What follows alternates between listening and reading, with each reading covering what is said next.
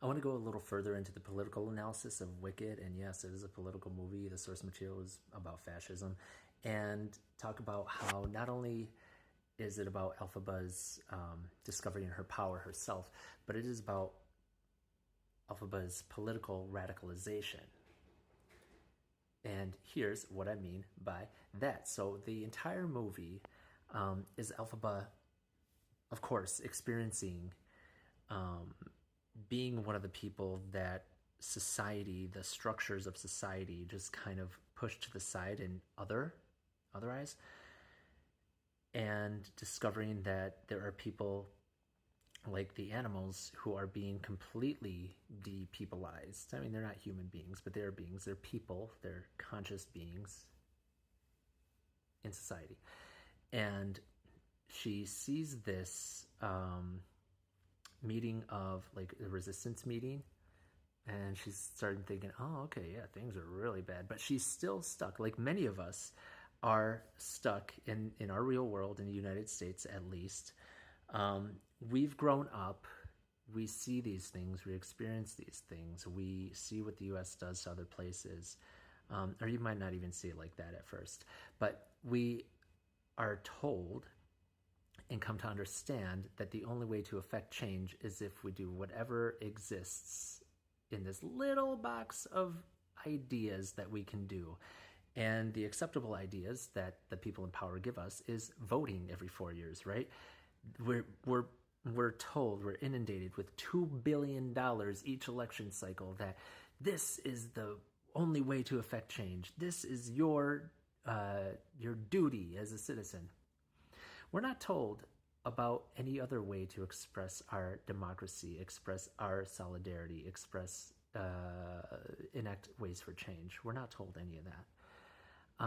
But we'll revisit that. So Elphaba right now believes that she's grown up believing when I see the wizard, and then everything will change. She believes that she goes on this quest then to the Emerald City so that she can help the animals.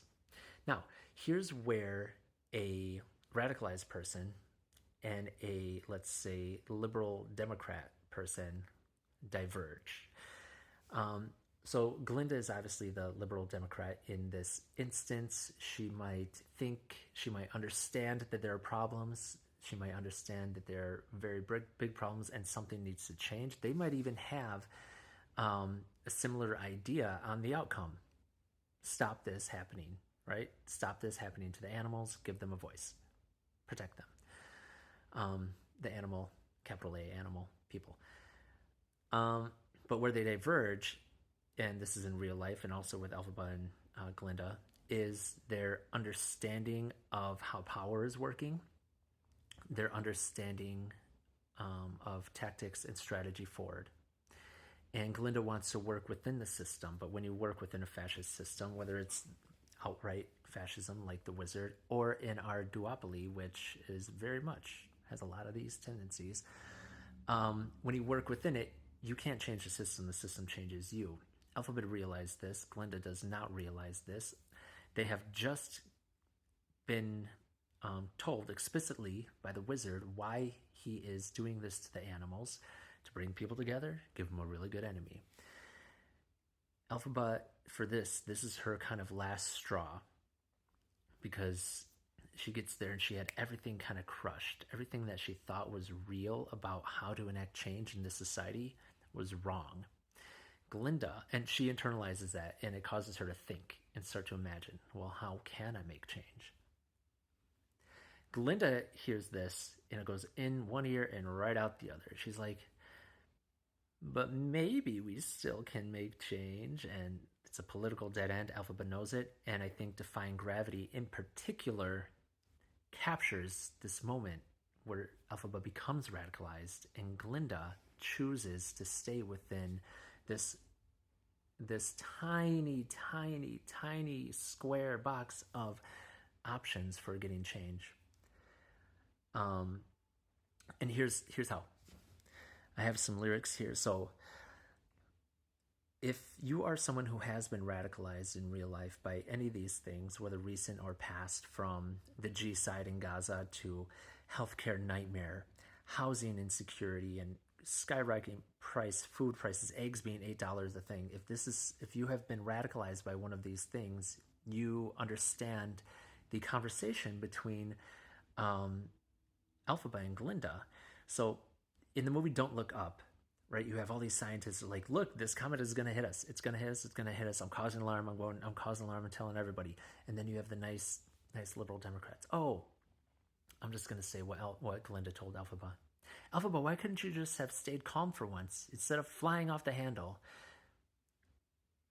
Everyone who recognizes the disaster, the impending doom, says something about it. They're told that they're flying off the handle.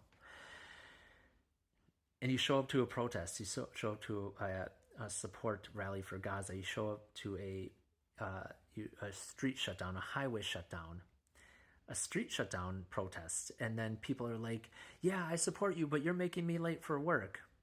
Well, they say a protest without disruption or an approved protest is just a parade. The point is to disrupt. The point is to cause awareness, force people to ask questions. You just ask them why you're here. I'm here for this, this, and this, and this, and this is what we're trying to do. But the nice liberal, like Glinda says here, is, I hope you're happy how you've hurt your cause forever.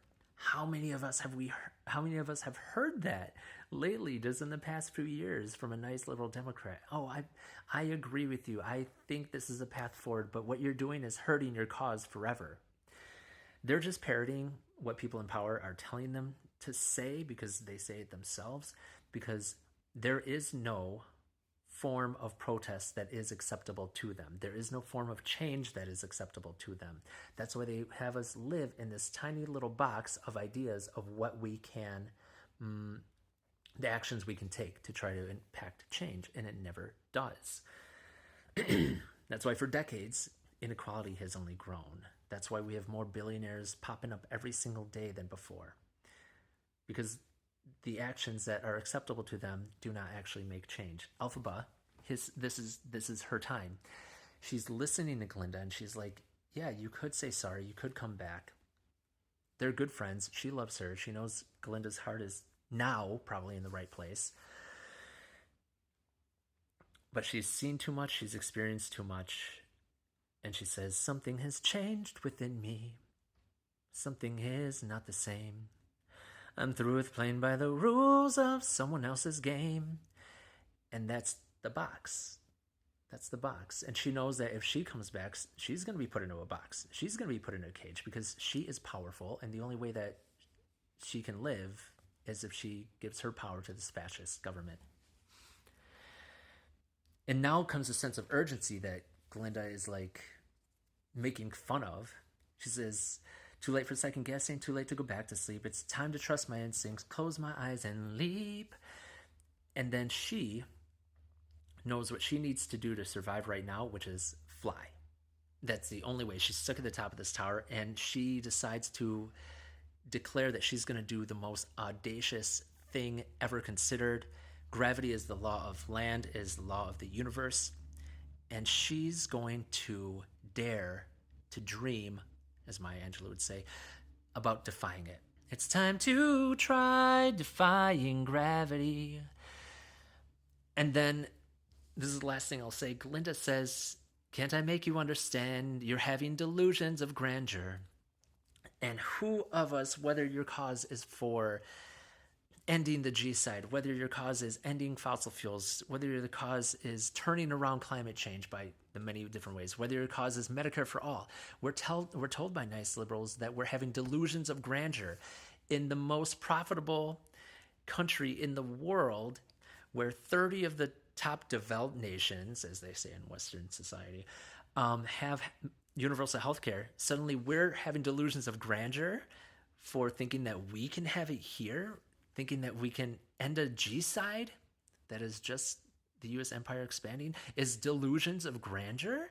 No, liberal Democrat, you are wrong. So that is Elphaba's moment of radicalization. It's time to try defying gravity. Something has changed within me. And I just thought this song was a perfect capture of that moment, a moment a lot of us have probably felt over the years. What do you think?